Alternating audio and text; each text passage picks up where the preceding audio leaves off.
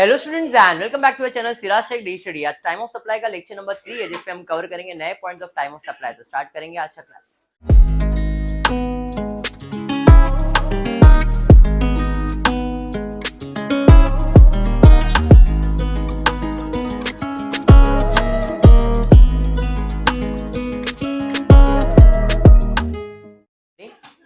देखो, in the previous class हमने time of supply for goods किया था।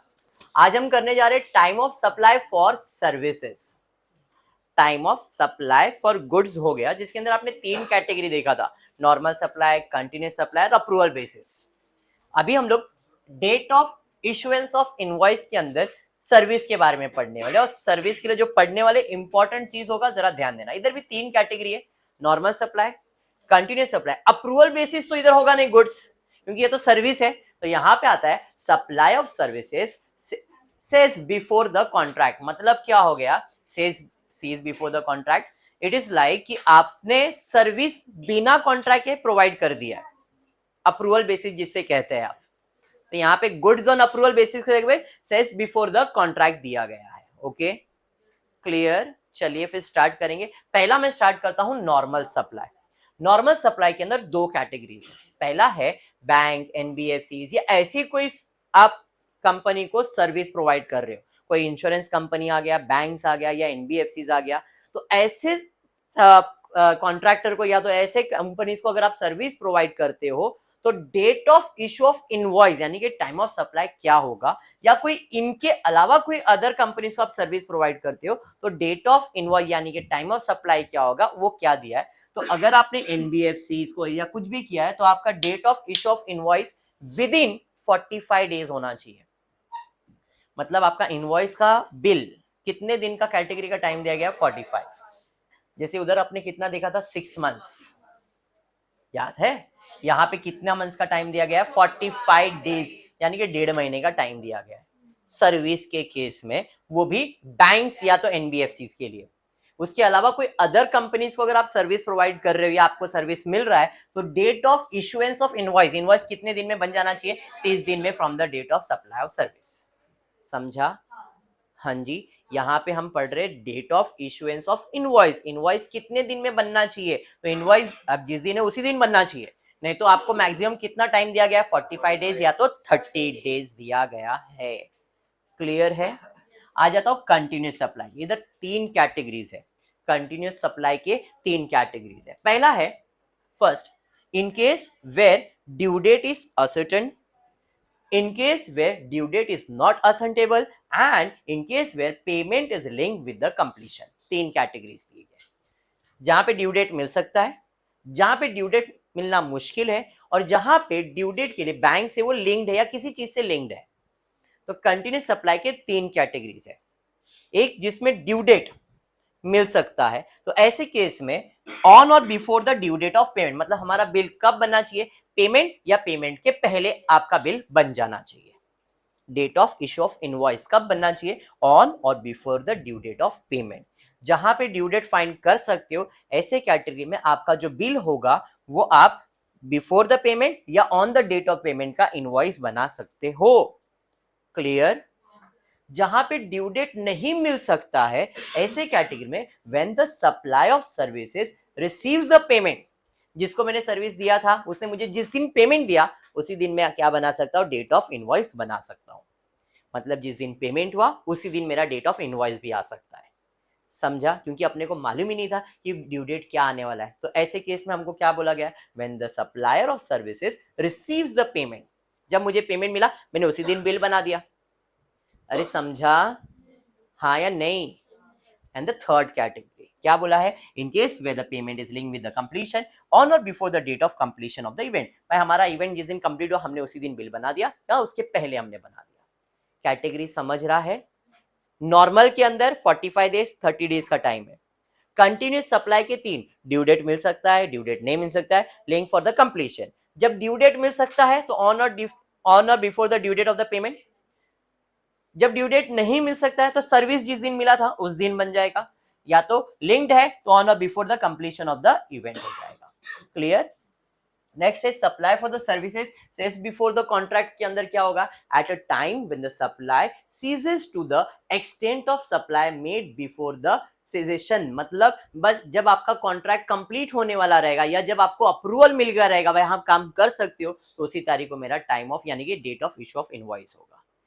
यहाँ पे आपके लिए नॉर्मल कंटिन्यूस ज्यादा इंपॉर्टेंट है क्योंकि इसी कैटेगरीज के सम्स आपको मिलेंगे, उसके रेयर सम्स है करेंगे आप, बट नॉर्मल और कंटिन्यूस सप्लाई के सम्स ज्यादा आने वाले हैं। इंपॉर्टेंट बात क्या है कि बैंक्स है 45 डेज, नॉर्मल है 30 डेज।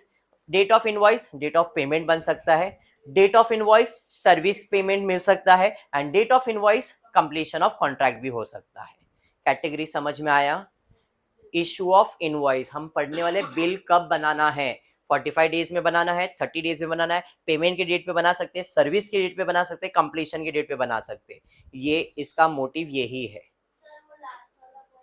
लास्ट वाला पॉइंट ऐसा है supply for the services sages before the contract, मतलब मैंने कोई कॉन्ट्रैक्ट लिया रहेगा या कुछ होगा तो जब मेरा कॉन्ट्रैक्ट कंप्लीट होगा वो या जब मुझे पेमेंट मिलेगा वो दोनों में जो अर्लियर डेट रहेगा उस दिन मैं डेट ऑफ इनवॉइस बना दूंगा। अब वहां पे clear at the time when the supply ceases to extend to the supply made before the succession, such cessation मतलब उधर सिंपल है जब आपका कॉन्ट्रैक्ट कंप्लीट हो रहा है वो या तो जब आपने पेमेंट कर दिया है वो, इसमें जो अर्लियर डेट रहेगा वो आ जाएगा। क्लियर है पक्का। अगर आप टेक्स्ट बुक रेफर कर रहे हो तो ये टेक्स्ट बुक के अंदर और एक टेबल है, अभी यहाँ पे तो मैंने बनाया नहीं है बट आपको एक ऐसा टेबल मिलेगा, नेक्स्ट पेज के ऊपर एक टेबल रहेगा यहाँ पे, जैसे ये पेज टर्न करते हो आप, पेज नंबर पे जो मैं रेफर कर रहा हूँ 155 पे ये चार्ट है, उसी के नीचे दिया है supply for services under forward charge section 13 sub section 2 का पेज टर्न करोगे तो if the invoice is issue in time, if the invoice is not issue on time and in other cases, यहाँ पे नॉर्मल सप्लाई की बात चल रही है, अगर बिल ड्यू डेट पे बना दिया है, बिल ड्यू डेट पे नहीं बना है एंड एनी अदर केसेस, तो ऐसे केस में टाइम ऑफ सप्लाई क्या होगा, तो ऐसा कुछ कैटेगरीज बना के दिया है। अब वो तो मैं जब सम एक्सप्लेन करूंगा तब आपको ये पॉइंट भी एक्सप्लेन कर दूंगा, if you want you can refer this points. ठीक है क्लियर। वैसे ही कंटिन्यूस सप्लाई के लिए भी एक टेबल सा बना के दिया गया है, इसके अंदर भी आपको डिटेल्स दिया गया है, if you want you can refer this. ठीक है मैं आ जाता हूँ सम की तरफ, जो टेक्स्ट बुक में रेफर कर रहा हूं उसमें पेज नंबर 157 सम नंबर 15। क्वेश्चन दिया है ABC company a cost accountant firm issued invoice for the service rendered to Mr. Ram on 5th of August 21. Determine the time supply in the following independent cases. पहले question समझो क्या हुआ है। ABC company है accountant की, उस firm ने invoice issue किया है for the services render to Ram, Ram को मैंने सर्विस दिया, भाई तेरा अकाउंट लिख के देता हूं ला, उसका अकाउंट लिख के दिया और मैंने उसे इनवॉइस इशू किया, कौन सी तारीख को, 5 अगस्त को। ठीक है हाँ जी, तो ये मेरा डेट ऑफ इनवॉइस हो गया, हाँ या नहीं, यस, तो this is my date of invoice. आगे बढ़ता हूं, मुझे फाइंड करना है time of supply in the independent, मतलब अलग अलग केसेस दिए सब में टाइम ऑफ सप्लाई फाइंड करना। पहला बोला है the provision of the service were completed on 1st of July 2022, provision for the service was completed on 1st July 22, और बिल कब बनाया गया था, 2021, 21 ही है ना बाबा, हाँ 2021 ही है, बराबर है, 21 में बिल बनाया था और कॉन्ट्रैक्ट कभी कंप्लीट हुआ है, 2022 में।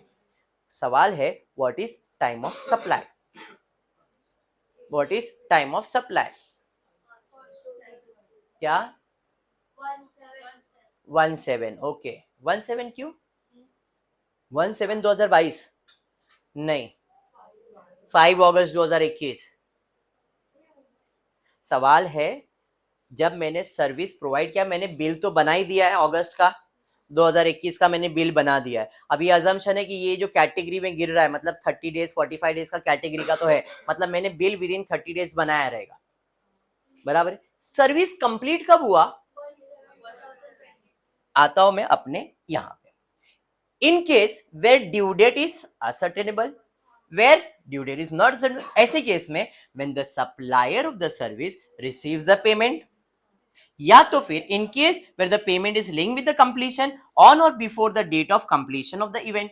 अब यहाँ पे आता हूं, इस केस में 5 अगस्त 2021 को मैंने बिल बना दिया था, बट इसका जो प्रोविजन फॉर सर्विस कंप्लीट कब हुआ?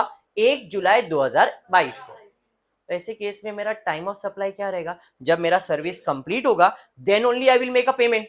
तूने बिल तो बना के दे दिया मेरे को सर्विस दिया क्या? नहीं। सर्विस तेरा कब कंप्लीट हो रहा है? तो मेरा डेट ऑफ सप्लाई क्या बनेगा? बात समझ में आया?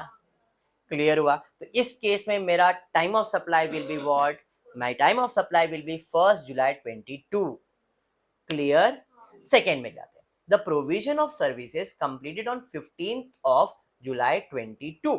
इस केस में the provision of service were completed on 15 July 22। बोल दो।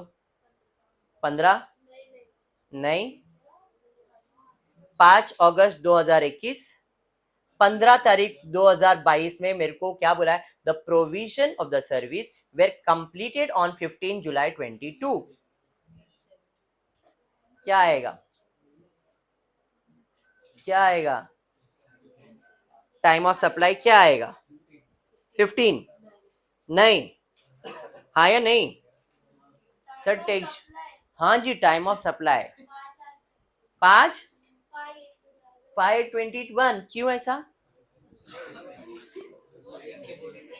टेक्स्ट बुक में देख के नहीं बोलने का है,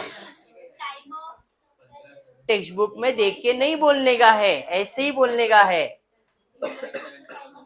अब टेक्स्ट बुक में डेट का करेक्शन हो सकता है, आपको मैं इधर देख के बोल रहा हूं। क्या आएगा? 15 जुलाई 2022। टेक्स्ट बुक में दिया है 5 अगस्त 2021, तो हम वही देख के बोल रहे हैं, बट एज पर दिस हमारा आंसर आएगा 15 जुलाई 2022, क्योंकि यहाँ पे ना डेट का करेक्शन है। देखो उधर क्वेश्चन के अंदर ना आपको 15 जुलाई 2022 दिया हुआ है, आंसर के अंदर दिया है 15 अगस्त 2022। उधर देखो जरा, 5 अगस्त 2022 डेट दिया हुआ है, मतलब there is an correction in the book. क्या करेक्शन है? ये जो डेट दिया गया है उसी का करेक्शन है। यहाँ पे करेक्शन ये तो 2021 है ना, यहाँ पे दिस इज द करेक्शन। बात समझ में आया? आप कंफ्यूज इसके वजह से हो रहे हैं और कुछ भी नहीं है। This is the main confusion, क्योंकि मैंने क्वेश्चन देखा तभी मेरे को लगा कुछ तो करेक्शन है उधर। 5 अगस्त 1 जुलाई। अब देखो यहाँ पे कॉन्ट्रैक्ट तो कंप्लीट हो गया है, यहाँ पे और सर्विस इनवॉइस कभी मिला? अगस्त में, जब कंप्लीशन हो गया मैंने अज्यूम कर लिया। अब सेकेंड वाले केस में 15 जुलाई 2022 को सर्विस कंप्लीट हुआ और बिल बना है जुलाई के बाद 5 अगस्त को। तो जब मेरा सर्विस कंप्लीट होता है उसके 30 दिन में बिल बन जाना चाहिए, हाँ या नहीं?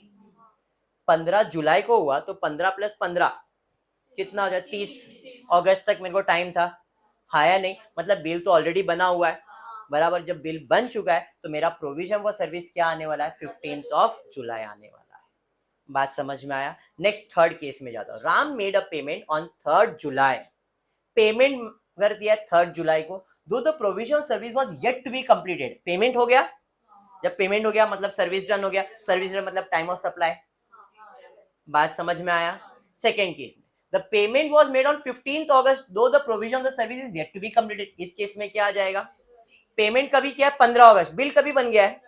5 अगस्त। बिल बन चुका है, सर्विस कंप्लीट हो चुका है। Service is yet to be completed बोला है, services is yet to be completed. Bill बन गया है ना, लेकिन जब बिल बन गया तो इस केस में हमारा टाइम ऑफ सप्लाई क्या आ जाएगा? तो इस केस में 5 August 2022 will be my time of supply.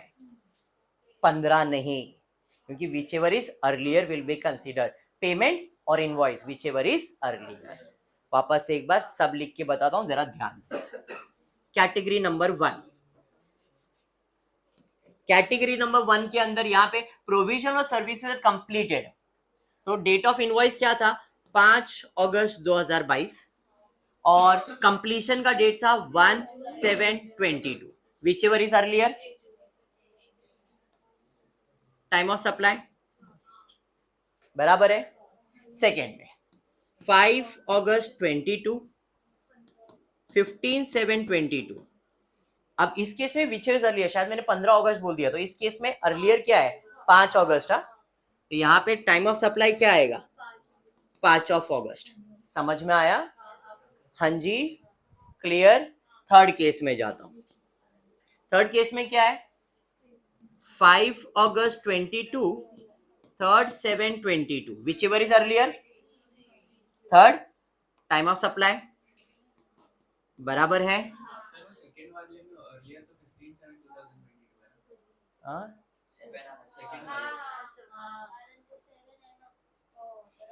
बरोबर बरोबर है।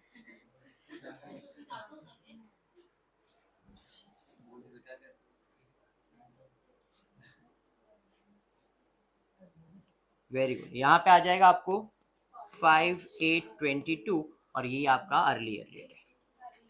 ठीक है, ये हो गया। नेक्स्ट चौथे केस में क्या है भाई?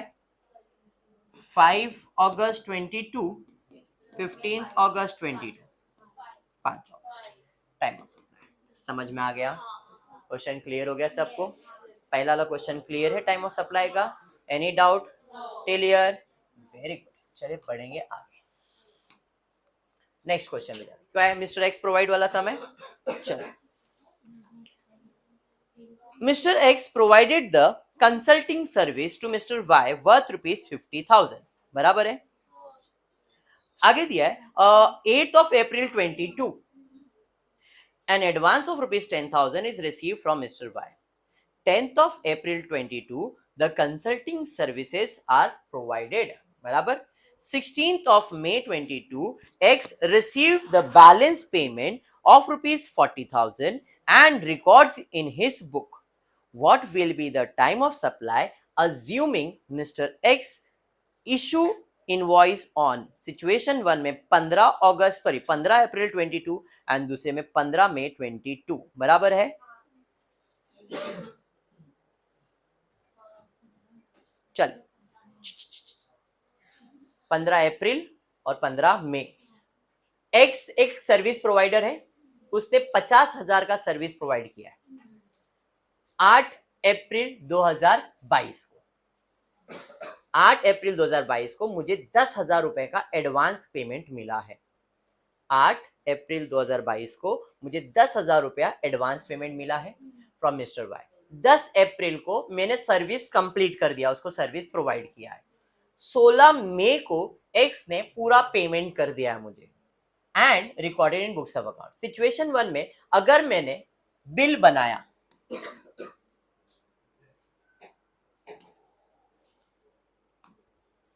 अगर मैंने बिल बनाया है, पहला सिचुएशन दिया है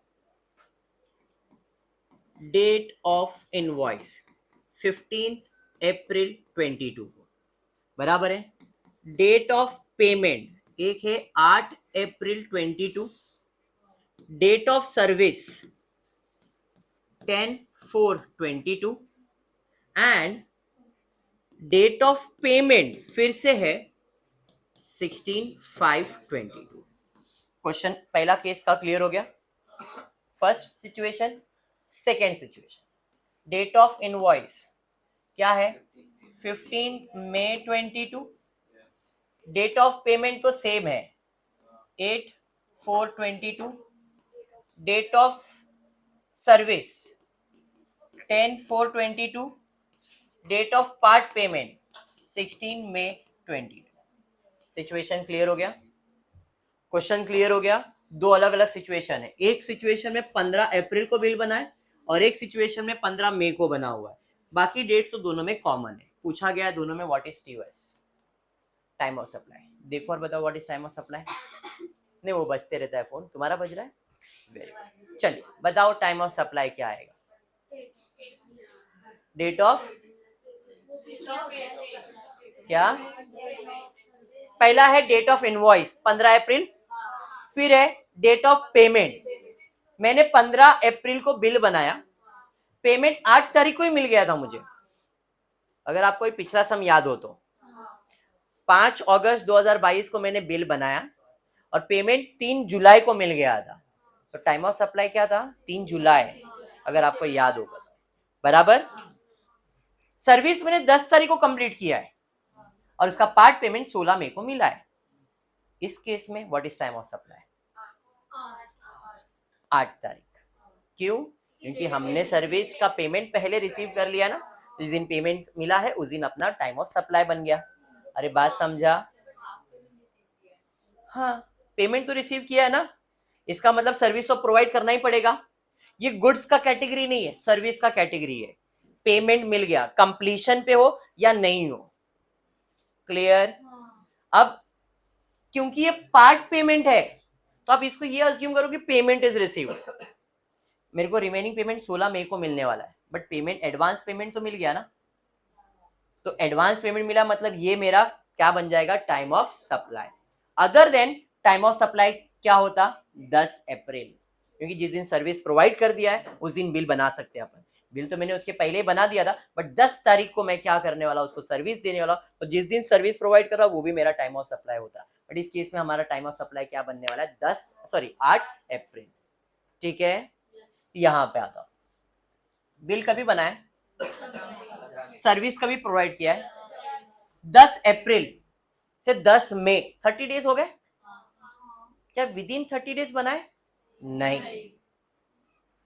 15 मई को बनाए, मतलब इसने मोर देन 30 डेज ले लिया है।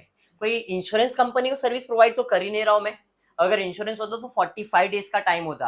अदर केस में मुझे टाइम, डेट ऑफ सर्विस क्या है, 10 अप्रैल, डेट ऑफ इनवॉइस क्या है, 15 मई, 30 डेज से ज्यादा लग गया यहाँ पे। क्योंकि देखो ना, 10 अप्रैल से 10 मई तक का टाइम मिलेगा, 11 मई तक का टाइम मिलेगा, 12 मई तक का टाइम मिलेगा, 15 मई तक का टाइम मिलेगा क्या? नहीं। बात समझ में आया? तो अब क्योंकि ड्यू डेट जो है वो 30 दिन के अंदर नहीं है, तो what will be my time of supply? Time of supply जिस दिन पेमेंट मिला है वो, या जिस दिन सर्विस प्रोवाइड किया है वो। तो इधर सर्विस प्रोवाइड कौन से तारीख को हुआ है, 10 तारीख को, तो 10 तारीख will be my time of supply. इस केस में 8 और उस केस में 10 क्यों आया? बिकॉज इस केस में जो बिल बना है विद इन 30 डेज बना है, तो जब अपने को पेमेंट मिलेगा या जो service provide which ever is earlier consider किया गया है। बट इस केस में टाइम ऑफ सप्लाई में क्या कंसीडर किया है, डेट ऑफ सर्विस ओनली। समझ में आया फर्क? वापस एक बार सुनो, मैंने क्या कहा, मैंने ये कहा 15 और 10 के बीच में भाई कितना गैप है, 5 दिन का गैप है। विद इन 5 डेज बिल बन चुका है। जब विद इन 5 डेज बन चुका है तो अभी इनवॉइस को कंसीडर नहीं किया, मैंने क्या किया, payment and service whichever is earlier, payment or service whichever is earlier. समझ में आया? इस केस में क्या विद इन 30 डेज है, इल्ले, तो ये इनवॉइस तो कंसीडर ही नहीं हुआ। बात समझ में आ रहा है?